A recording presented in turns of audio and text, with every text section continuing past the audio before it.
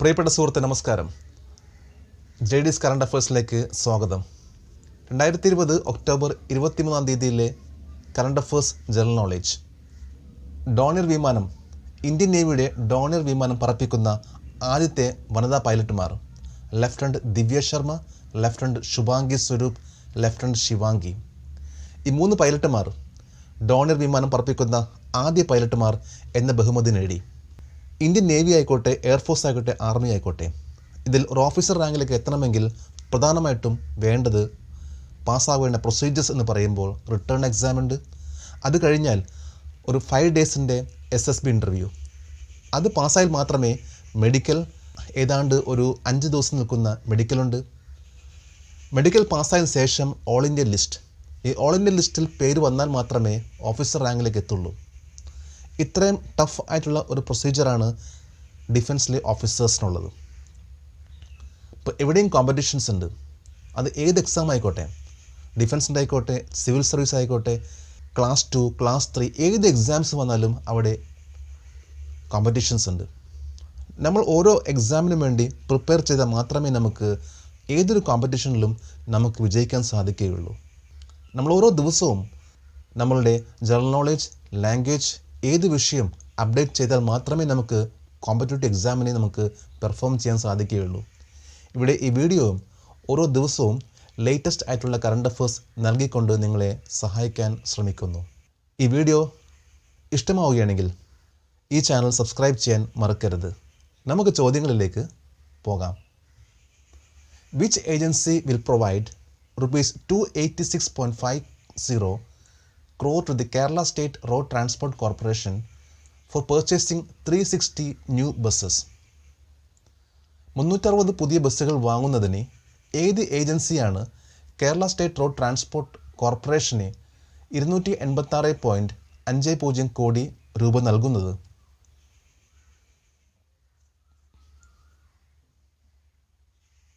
The Kerala infrastructure investment fund board, KIIFB. KIIFB ആണ് 286.50 കോടി രൂപ KSRTCക്ക് 360 ബസ് വാങ്ങാൻ നൽകുന്നത്. What is the name of 3 women officers who became the first women pilots to steer the Dornier aircraft?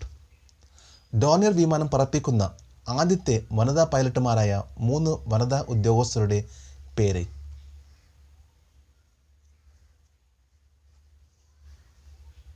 Lieutenant Divya Sharma, lieutenant Shubhangi Swaroop, lieutenant Shivangi. നമ്മൾ മുന്നേ തന്നെ പറഞ്ഞിരുന്നു ഈ 3 നേവി ഉദ്യോഗസ്ഥരെക്കുറിച്ച്. 2020 October 22 passing out parade. Lieutenant Shivangi 2019 December 2 ആദ്യത്തെ നേവൽ പൈലറ്റ് എന്ന ബഹുമതി നേടിയിരുന്നു. What is the name of the missile which conducted its final test has the power to defeat main battle tanks, MBT? Main ബാറ്റിൽ ടാങ്കുകളെ പരാജയപ്പെടുത്താൻ, നശിപ്പിക്കാൻ ഉള്ള മിസൈലിൻ്റെ അവസാന പരീക്ഷണം നടത്തിയ ആ മിസൈലിൻ്റെ പേര് നാഗ് മിസൈൽ. 2020 ഒക്ടോബർ 22 പോക്രാൻ ഫയറിംഗ് റേഞ്ചിൽ വെച്ചാണ് ഇതിൻ്റെ അവസാനത്തെ ഫൈനൽ ടെസ്റ്റ് നടത്തിയത്. അടുത്തത് ആർമിയിലേക്ക് ഈ മിസൈൽ ഇൻഡക്റ്റ് ചെയ്യുകയാണ്. നമൈക്ക NAMICA എന്ന ലോഞ്ച് പാഡിലാണ് നാഗ് മിസൈൽസ് ലോഞ്ച് ചെയ്തത്. How many years northern railway served parliament canteen to serve India's law makers? ഇന്ത്യയിലെ നിയമനിർമ്മാതാക്കളെ സേവിക്കാൻ നോർത്തേൺ റെയിൽവേ പാർലമെൻറ്റ് ക്യാൻറ്റീൻ എത്ര വർഷം സേവനമനുഷ്ഠിച്ചു?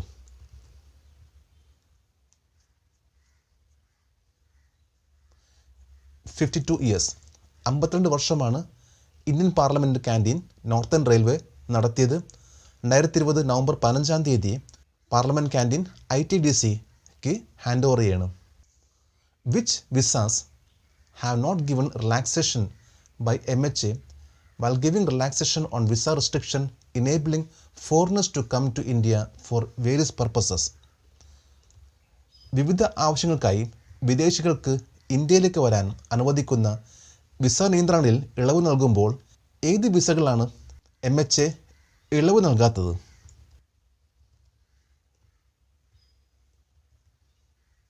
Electronic visa, tourist visa, medical visa. Medical വിസയും ടൂറിസ്റ്റ് വിസയും ഇലക്ട്രോണിക് വിസയ്ക്കും മിനിസ്ട്രി ഓഫ് ഹോം അഫേഴ്സ് ഇളവ് നൽകിയിട്ടില്ല. ബാക്കി എല്ലാ വിസയ്ക്കും മിനിസ്ട്രി ഓഫ് ഹോം അഫേഴ്സ് ഇളവ് നൽകിയിട്ടുണ്ട്. How many days the Soyuz MS-16 with NASA astronaut Cassidy, Ivanishyn and Wagner spent at the International Space Station? NASA ബഹിരാകാശ യാത്രികരായ കാസിഡി, ഇവാനിഷിൻ, വാഗ്നർ എന്നിവരോടൊപ്പം സോയുസ് MS-16 പേടകം എത്ര ദിവസം അന്താരാഷ്ട്ര ബഹിരാകാശ നിലയത്തിൽ ചിലവഴിച്ചു? 196 days. 2020 ഒക്ടോബർ 21 കസഖ്സ്ഥാനിൽ സോയുസ് MS-16 ലാൻഡ് ചെയ്തു. What is the controversial 20th amendment to Sri Lanka's constitution which passed in parliament? Parliament പാസാക്കിയ ശ്രീലങ്കയുടെ ഭരണഘടനയുടെ 20ാം ഭേദഗതി എന്താണ്? Envisages expansive powers and greater immunity for the executive president. Executive പ്രസിഡന്റിനെ വിപുലമായ അധികാരങ്ങളും കൂടുതൽ പ്രതിരോധ ശേഷിയും വിഭാവനം ചെയ്യുന്ന ഭേദഗതിയാണ് 20ാമത്തെ അമെൻമെൻറ്റ് ബിൽ ശ്രീലങ്കയുടെ. 2015 ശ്രീലങ്ക 19ാമത്തെ അമെൻമെൻറ്റിൽ പ്രസിഡന്റിൻ്റെ പവേഴ്സ് എടുത്തു കളഞ്ഞിരുന്നു. ആ സമയങ്ങളിൽ അതിനുശേഷം പ്രൈം മിനിസ്റ്റർക്കായിരുന്നു കൂടുതൽ പവർ. 20th അമെൻമെൻറ്റിലൂടെ വീണ്ടും ശ്രീലങ്കൻ പ്രസിഡന്റിന് കൂടുതൽ പവർ ലഭിക്കുന്ന അമെൻമെൻറ്റ്സ് ആയിരുന്നു ഈ കഴിഞ്ഞ ദിവസം പാർലമെൻറ്റിൽ പാസ്സാക്കിയത്. Name of the leader who resigned as Lebanon's Prime Minister a year ago was appointed on 22nd October 2020 to lead the country again. ഒരു വർഷം മുമ്പ് ലെബനൻ പ്രധാനമന്ത്രി സ്ഥാനം രാജിവെച്ച് 2020 ഒക്ടോബർ 22 രാജ്യത്തെ വീണ്ടും നയിക്കാനായി നിയമിതനായ നേതാവ് ആര്? Saad Hariri. സാദ് ഹരീരി മുൻ ലെബനൻ പ്രൈം മിനിസ്റ്റർ റഫീഖ് ഹരീരിയുടെ മകനാണ്.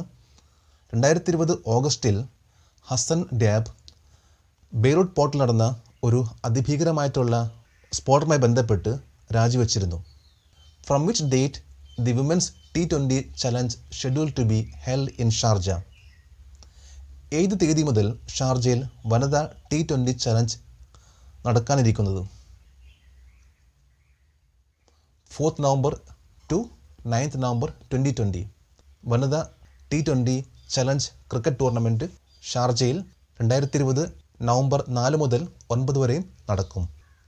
നമ്മളിന്ന് ഇത്രയും ലേറ്റസ്റ്റ് ആയിട്ടുള്ള കറണ്ട് അഫേഴ്സ് ആണ് അപ്ഡേറ്റ് ചെയ്തത്. ഓരോ ദിവസം നമ്മൾ ഇതേപോലെ അപ്ഡേറ്റ് ചെയ്താൽ തീർച്ചയായിട്ടും നമ്മളിൽ നല്ല മാറ്റം വരും. ഈ വീഡിയോ ഇഷ്ടമായെങ്കിൽ ഈ ചാനൽ സബ്സ്ക്രൈബ് ചെയ്യാൻ മറക്കരുത്. അതുപോലെ തന്നെ ഷെയർ ചെയ്യാനും. നമുക്ക് നാളെ വീണ്ടും കാണാം. Thank you very much.